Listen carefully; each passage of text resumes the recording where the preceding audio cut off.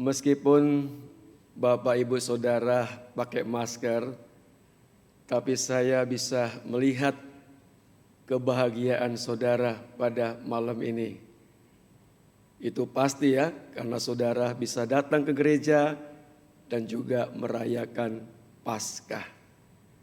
Saudara, kebangkitan Kristus adalah awal berdirinya gereja. Kebangkitan Kristus memberikan harapan kepada setiap kita. Saya undang kita berdiri, kita akan menyatakan semangat kebangkitan.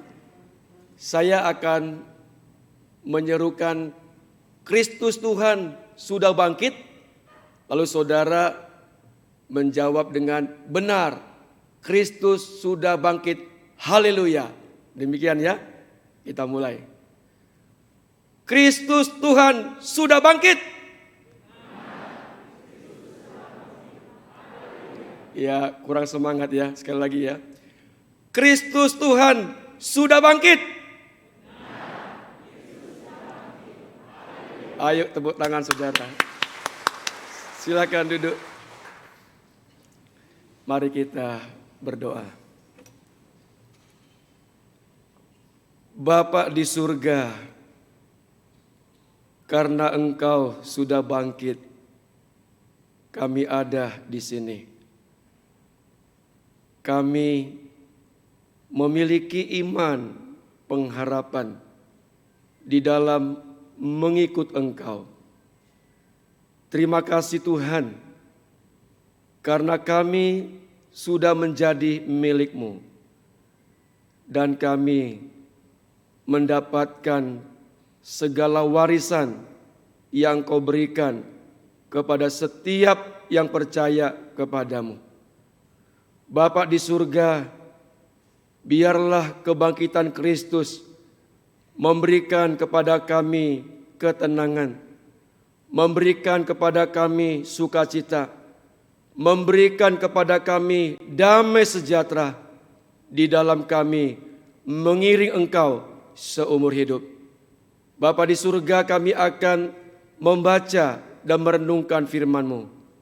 Berkatilah setiap kami, supaya kami bisa mendengar dengan baik. Dan tolonglah hamba-Mu yang akan menyampaikannya. Hamba-Mu ini banyak kelemahan. Sembunyikan hamba-Mu di belakang salib-Mu. Dan biarlah hanya Engkau saja yang ditinggikan dan dimuliakan. Terima kasih Bapa, terpujilah nama-Mu. Demi Kristus kami berdoa. Amin. Mari kita buka Alkitab, kita baca dari Injil Yohanes pasal yang ke-20 ayat 19 sampai dengan ayat 29. Injil Yohanes pasal 20 ayat 19 sampai ayat 29.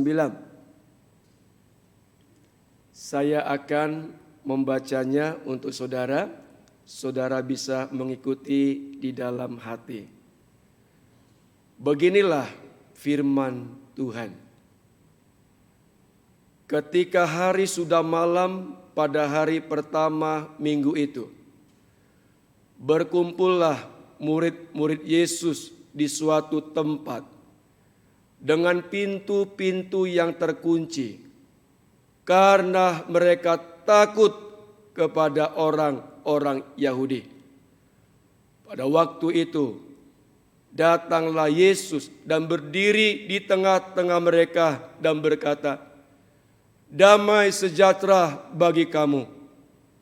Dan sesudah berkata demikian, Ia menunjukkan tangannya dan lambungnya kepada mereka. Murid-murid itu bersukacita ketika mereka melihat Tuhan. Maka kata Yesus sekali lagi, "Damai sejahtera bagi kamu, sama seperti Bapa mengutus aku, demikian juga sekarang aku mengutus kamu." Dan sesudah berkata demikian, Ia mengembusi mereka dan berkata, terimalah Roh Kudus. Jikalau kamu mengampuni dosa orang, dosanya diampuni. Dan jikalau kamu menyatakan dosa orang tetap ada, dosanya tetap ada. Tetapi Thomas, seorang dari ke-12 murid itu yang disebut Didimus, tidak ada bersama-sama mereka ketika Yesus datang ke situ. Maka kata murid-murid yang lain itu kepadanya, "Kami telah melihat Tuhan." Tetapi Thomas berkata kepada mereka, "Sebelum aku melihat bekas paku pada tangannya, dan sebelum aku mencucukkan jariku ke dalam bekas paku itu, dan mencucukkan tanganku ke dalam lambungnya, sekali-kali aku tidak akan percaya." 8 hari kemudian, murid-murid Yesus berada kembali dalam rumah itu, dan Thomas bersama-sama dengan mereka. Sementara pintu-pintu terkunci, Yesus datang dan ia berdiri di tengah-tengah mereka dan berkata, "Damai sejahtera bagi kamu." Kemudian ia berkata kepada Thomas, "Taruhlah jarimu di sini dan lihatlah tanganku. Ulurkanlah tanganmu dan cucukkan ke dalam lambungku. Dan jangan engkau tidak percaya lagi, melainkan percayalah." Thomas menjawab, "Ya Tuhanku dan Allahku." Kata Yesus kepadanya, "Karena engkau telah melihat aku, maka engkau percaya. Berbahagialah mereka yang tidak melihat, namun percaya." Terpujilah nama Tuhan. Berbahagialah kita yang membaca, merenungkan, dan melakukan firman Tuhan. Jemaat yang dikasihi Tuhan, peristiwa yang kita baca ini itu terjadi di hari pertama pada minggu itu. Hari pertama itu dalam kalender Yahudi adalah hari Minggu, saudara. Dan mereka berkumpul di suatu tempat. Tempatnya tidak diberitahukan namanya apa dan di mana. Sepertinya dirahasiakan atau disembunyikan, saudara. Tapi yang aneh adalah tempat di mana mereka berkumpul itu semuanya dikunci. Kenapa ya? Kok sampai mereka mengunci semua pintu?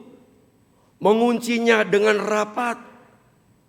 Apakah mereka sedang lockdown? Apakah mereka sedang social distancing karena ada virus corona? Tidak, saudara. Karena pada waktu itu belum ada virus corona. Tapi saudara, Alkitab memberitahukan kepada kita bahwa mereka berkumpul di tempat itu, mengunci semua pintu karena mereka sedang ketakutan. Mereka takut kepada orang-orang Yahudi. Mereka takut kalau orang-orang Yahudi mencari mereka, menganiaya mereka seperti yang dilakukan mereka kepada Yesus, guru yang mereka kasihi. Oh saudaraku yang dikasihi Tuhan, ketakutan itu milik setiap orang. Meskipun para murid sudah bergaul karib dengan Yesus selama kurang lebih 3 tahun, tetapi mereka pun mengalami ketakutan ketika menghadapi situasi yang tidak menyenangkan bagi mereka. Oh saudaraku yang dikasihi Tuhan, kita pun pasti bisa dan pernah merasa takut, bukan? Kita ingat sekali saudaraku, sekitar 2 tahun yang lalu, ketakutan itu menimpa kita semua. Teror ketakutan kita alami karena ada virus corona, saudara. Saudara, kita ingat banyak orang yang berdiam diri di rumahnya masing-masing, menutup pintu rumahnya, tidak pernah keluar rumah, tidak pernah ke rumah pesta, tidak pernah ke rumah duka, tidak pernah ke rumah ibadah, dan yang ada adalah ketakutan. Dan di dalam ketakutan itu kita melihat dan mendengar berita-berita kematian, kabar-kabar yang menakutkan. Kita bisa melihat orang-orang yang mati begitu saja, dikuburkan tanpa sanak keluarga. Dan situasi itu membutuhkan kekuatan daripada Tuhan. Banyak orang menjadi stres, banyak orang menjadi depresi, bahkan ada orang yang bunuh diri oleh karena ketakutan itu, saudara. Kita membutuhkan yang namanya damai sejahtera dari Tuhan.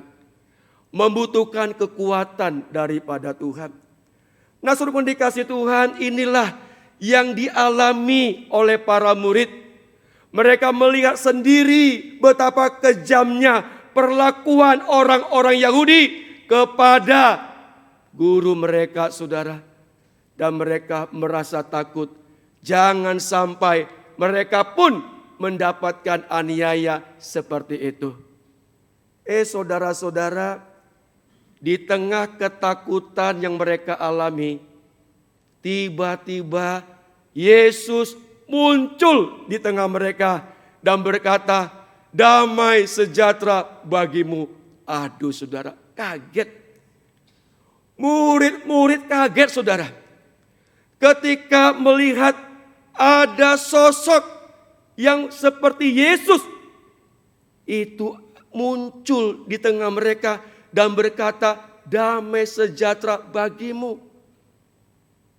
Oh saudara, coba bayangkan ya, apa yang mereka rasakan seandainya saudara. Seandainya saya pada hari Jumat dinyatakan meninggal dunia, saudara. Lalu kemudian istriku menangis, dia telepon majelis, Pak Okto meninggal. Waduh, saudara. Majelis kaget, bingung. Lalu kemudian majelis rayon datang ke rumah saya. Mereka bawa krans bunga. Mereka mengatur rumah saya untuk diadakan malam penghiburan. Hari Jumat malam ada malam penghiburan, saudara. Lalu Sabtunya akan dimakamkan di Arimatea. Sebelum dimakamkan, disemayamkan di gereja. Di sana ada ibadah pelepasan, membacakan riwayat hidup, riwayat pelayanan, saudara.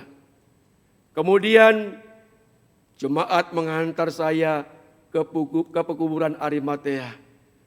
Setelah dikubur, mereka pulang dan mereka mungkin berkata, aduh, kasihan Kang, Pak Okto masih muda, so mati, baik dia. Waduh, iya apa Kang, orang baik cepat mati. Lalu kemudian hari Minggunya, saudara ibadah seperti ini. Masih ada yang sedih, masih ada yang mengingat Pak Okto.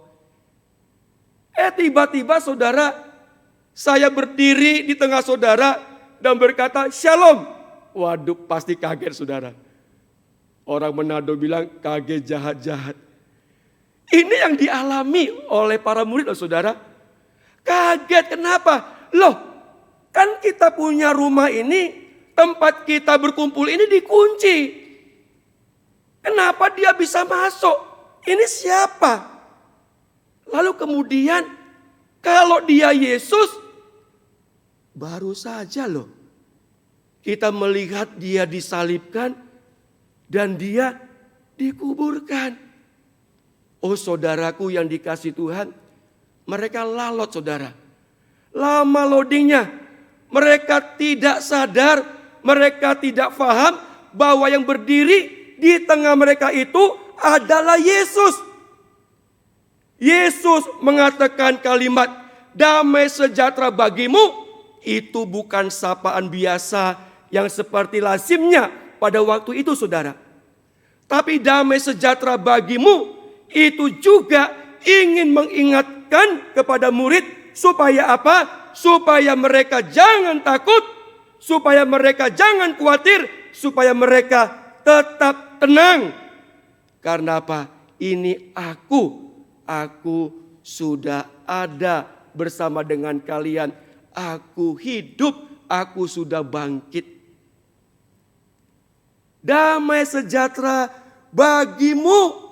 Yesus juga ingin mengingatkan mereka bahwa sebetulnya sebelum dia mati, dia sudah mengatakan bahwa nanti pada hari yang ketiga aku akan bangkit, aku akan menjumpai kamu dan kamu akan dipenuhi dengan sukacita.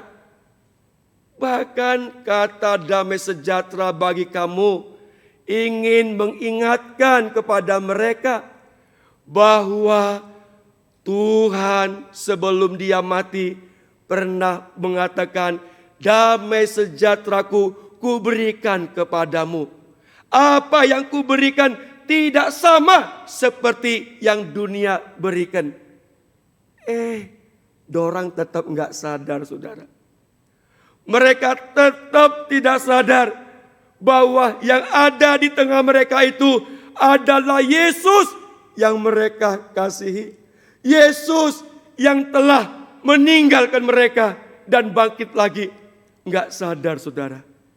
Lalu kemudian Yesus menunjukkan bekas lubang paku di tangannya dan menunjukkan punggungnya saudara. Di sanalah mereka dicelikkan. Di sanalah mereka diingatkan bahwa benar yang ada di tengah mereka adalah Yesus. Waduh, mereka bersuka cita saudara. Mereka begitu gembira. Gak bisa kita bayangkan ya bagaimana sukacitanya mereka. Saudara, coba bayangkan. Seandainya besok Presiden Jokowi menyampaikan sesuatu kepada kita.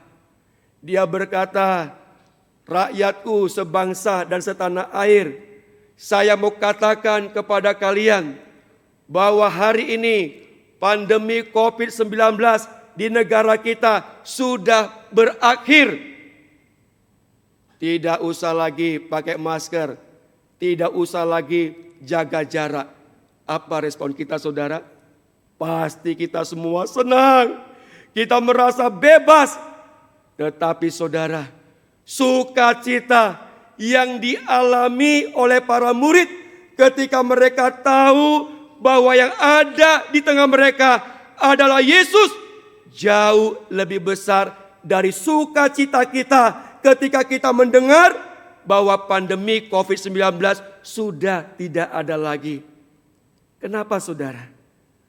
Karena kata damai sejahtera bagi kamu itu tidak hanya memberikan kepada mereka ketenangan, tidak hanya memberikan kepada mereka kedamaian, tetapi damai sejahtera itu juga memberikan kepada mereka keyakinan bahwa apa yang dikatakan oleh Yesus sebelum kematiannya itu adalah benar. Dia menggenapinya dan mereka percaya bahwa Kristus yang sudah bangkit itu adalah Tuhan yang mengasihi mereka, yang mereka sembah, yang mereka muliakan saudara. Dan bukan itu saja saudara yang dikasihi Tuhan. Mereka pun bersuka cita. Kenapa? Karena Yesus datang kepada mereka tidak mengeluarkan kata yang memojokkan mereka. Yesus tidak berkata, kenapa kalian meninggalkan aku? Kenapa kamu mengkhianati aku? Tidak. tetapi dia mengatakan damai sejahtera bagi kamu. Saudara, pada waktu Tuhan Yesus di atas kayu salib, dia menyampaikan 7 perkataan yang begitu indah, yang tertulis dalam Alkitab, yang kita ingat sampai saat ini, saudara. Perkataannya yang pertama adalah, "Ya Bapa, ampunilah mereka, sebab mereka tidak tahu apa yang mereka perbuat." Lalu perkataan yang kedua, ketika dia berkata kepada penyamun yang bertobat, "Hari ini juga kamu berada bersamaku di Firdaus." Perkataan yang ketiga, "Ibu, ini anakmu, ini ibumu." Perkataan yang keempat, dia berkata, "Eloi, Eloi, lama sabatani." Yang kelima, "Aku haus." Yang keenam, tetelestai, sudah selesai. Dan yang ketujuh, "Ya Bapa, kepadamu kuserahkan nyawaku." Itu kata-kata yang indah dan luar biasa. Dan setelah kebangkitannya, dia menyampaikan kata yang indah ini, saudara. Damai sejahtera bagi kamu. Sebuah kata yang penuh pengharapan, penuh kekuatan, yang membuat para murid bersuka cita. Mereka bergembira oleh karena mereka melihat Tuhan dan menerima damai sejahteranya. Tapi saudara, Yesus tidak membiarkan para murid mereka terlena dalam sukacita kebangkitan. Yesus tidak membiarkan mereka tenggelam dalam sukacita kebangkitan. Yesus memberikan kepada mereka tugas. Yesus mengutus mereka untuk menjadi pekabar damai sejahtera itu. Yesus mengulangi lagi, dia berkata, "Damai sejahtera bagimu, seperti Bapa mengutus aku, sekarang aku mengutus kamu." Ini adalah amanat agung, saudara. Ini adalah anggaran gereja, yaitu memberitakan kabar baik, memberitakan Injil, memberitakan damai sejahtera kepada banyak orang. Luar biasa, saudara dikasih Tuhan. Kebangkitan Kristus Paskah itu tidak hanya memberikan kepada kita damai sejahtera yang kekal, damai sejahtera yang abadi, tetapi juga memberikan tugas kepada kita untuk menyatakan damai sejahtera kepada orang-orang yang ada di luar sana. Saudaraku yang dikasihi Tuhan, Yesus menghembuskan Roh Kudus kepada mereka, memberikan kuasa kepada para murid supaya mereka memberitakan pengampunan dosa. Mereka memberitakan bahwa Kristus mengampuni dosamu. Walaupun dosamu merah seperti kermisi, akan menjadi putih seperti salju. Walaupun dosamu merah seperti kain kesumba, akan menjadi putih seperti bulu domba. Itulah yang harus disampaikan kepada banyak orang, berita pengampunan dosa, saudara. Saudara yang dikasihi Tuhan, jangan salah paham.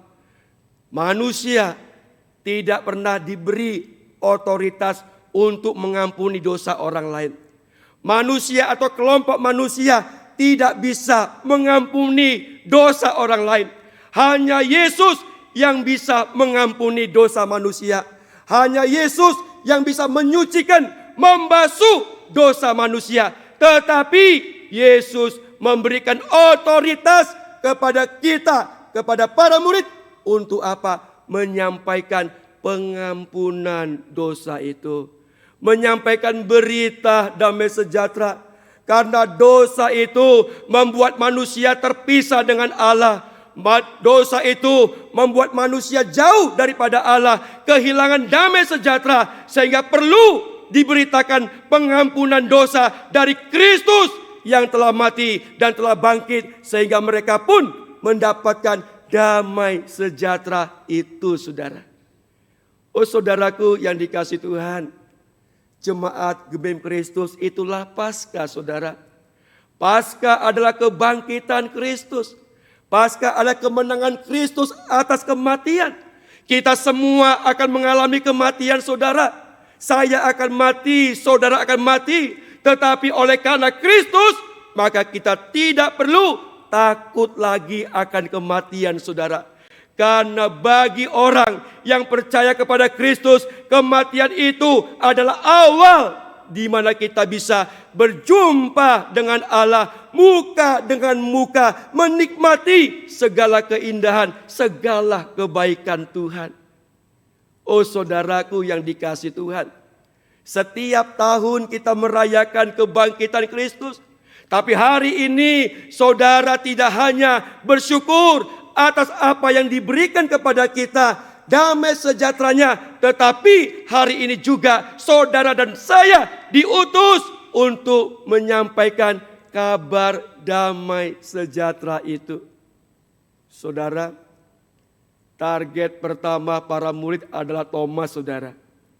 Waktu itu Thomas tidak bersama dengan mereka, saudara. Lalu mereka berjumpa dengan Thomas dan mereka bilang, kami sudah bertemu dengan Tuhan. Kami sudah melihat Tuhan. Thomas bilang, tidak percaya kita. Oh, ini dipermainkan. Ya tidak mungkin. Sebelum aku melihat sendiri, mencucukkan jariku ke lubang bekas paku, aku enggak percaya.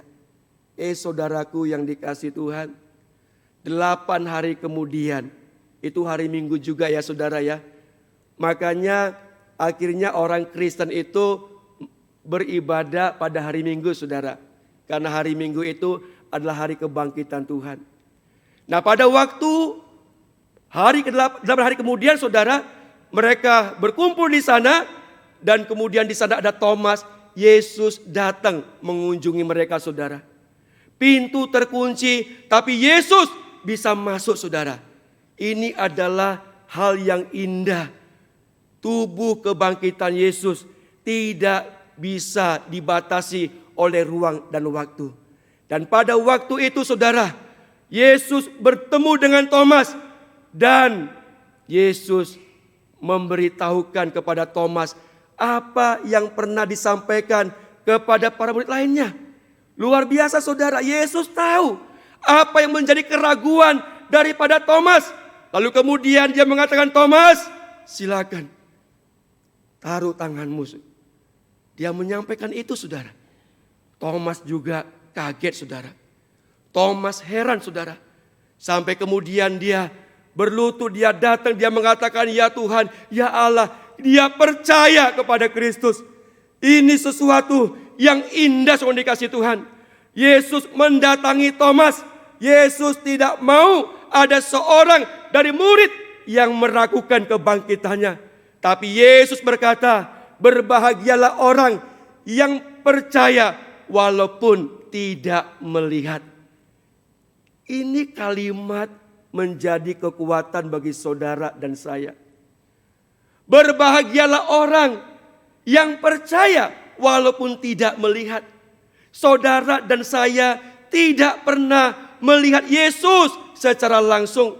Kita nggak bisa melihat fisiknya, tetapi kita percaya dengan apa yang ditulis dalam Alkitab, dan kita adalah orang-orang yang bahagia.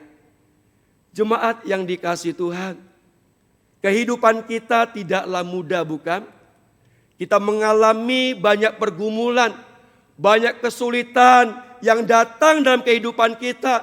Seringkali kita putus asa, kita berpikir apakah kita bisa menghadapi semua ini, apakah kita bisa melewati semua ini. Tapi hari ini semua dikasihi Tuhan, Yesus yang kita sembah, Yesus yang mengasihi kita, Dia bukanlah Yesus yang mati, tetapi Dia adalah Yesus yang sudah bangkit, dan Dia adalah Allah. Dia sanggup memelihara kehidupan kita. dan Dia sanggup memberikan damai sejahtera-Nya kepada kita semua. Hanya dekat Allah saja aku tenang. Daripadanya lah keselamatanku. Hanya Dia gunung batuku, kota bentengku. Aku tidak akan goyah. Oh jemaat yang dikasihi Tuhan. Mari setiap kita percaya kepada Kristus yang bangkit itu. Dan Dia sudah mewariskan damai sejahtera-Nya kepada kita. Meskipun ada badai di sekitar kita. Meskipun ada kesulitan di sekitar kita. Tetapi kita bisa merasakan damai sejahtera-Nya. Karena damai sejahtera itu diberikan kepada kita. Diwariskan kepada kita. Oleh karena kita percaya kepada Kristus yang sudah mati. Kristus yang sudah bangkit, saudaraku. Ayo jemaat yang dikasihi Tuhan. Setelah kita merayakan kebangkitan ini, jangan lagi kita meragukan Yesus. Jangan lagi ada di hatimu ketidakpercayaan akan kebaikannya. Tapi mari saudara, kita bersuka cita, kita bergembira, kita berbahagia bersama dengan Tuhan. Dan kita melakukan apa yang terbaik untuk Tuhan. Kita sadar kalau dikasih Tuhan, tidak ada yang pantas untuk kita persembahkan kepada Tuhan sebagai ganti pengorbanannya. Tidak ada sesuatu yang layak untuk kita persembahkan kepada Kristus sebagai ganti daripada penebusannya. Tetapi saudara-saudara, kita memberikan yang terbaik kepada Tuhan. Hidup kita serahkan kepada Tuhan. Hidup kita berikan untuk dipakai olehnya. Dan kita tidak hanya memiliki damai sejahtera itu, tetapi kita memberikan shalom kepada banyak orang. Damai sejahtera kepada banyak orang. Melalui kita, pengampunan dosa dari Kristus diterima oleh orang-orang berdosa. Dan mereka semua mendapatkan damai sejahtera dari Tuhan. Mari kita tundukkan kepala, kita berdoa. Saudara, Kristus sudah bangkit. Dia mengalahkan kematian. Kebangkitannya memberikan damai sejahtera. Damai sejahtera yang tidak diberikan oleh dunia, tapi hanya diberikan oleh Tuhan kepada kita, anak-anaknya. Oleh karena itu saudara, meskipun kita menghadapi banyak pergumulan, meskipun badai topan datang menghampiri kita, biarlah kita percaya bahwa Yesus Kristus adalah Tuhan yang bersama dengan kita dan damai sejahteranya ada pada kita semua. Mari kita berdoa. Bapa di surga, kami bersyukur kepadamu. Engkau adalah Tuhan yang sudah datang ke dunia, mati di atas kayu salib, dan Engkau bangkit dari kematian. Terima kasih Tuhan, kebangkitan-Mu memberikan damai sejahtera kepada murid Tuhan yang sedang di dalam ketakutan. Kebangkitan-Mu pun memberikan kepada kami damai sejahtera di dalam mengiring Engkau di tengah dunia ini. Terima kasih Tuhan Yesus. Biarlah kami semua mempercayai bahwa kami ini adalah milik-Mu. Kami ini adalah kepunyaan-Mu. Dan Engkau memberikan kepada kami otoritas untuk menyampaikan berita pengampunan dosa kepada banyak orang. Engkau memberikan kepada kami otoritas untuk membawa orang berdosa datang kepadamu ya Tuhan. Terima kasih Bapa, biarlah kami semua boleh menjadi utusan-utusan Injil dimanapun kami berada. Terpujilah nama-Mu. Demi nama Tuhan Yesus kami berdoa. Amin. Mari kita